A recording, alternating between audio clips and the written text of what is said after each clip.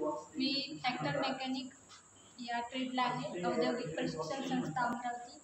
तर आज आपण सिंगल सिलेंडर इनलाइन पंपची माहिती घेणार आहोत। तर आपण त्याला डिसेंबल केलेलं आहे, तर याच्या पार्ट्सचे नाव आपण माहीत करून घेऊया।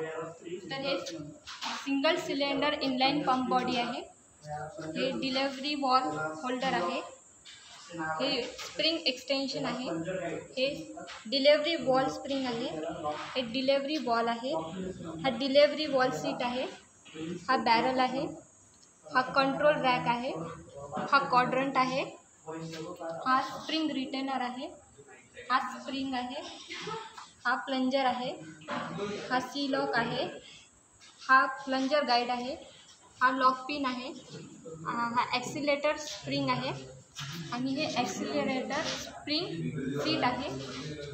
तर एवढे या सिंगल सिलेंडर इनलाइन पंपच्या भागाचे नाव आहे।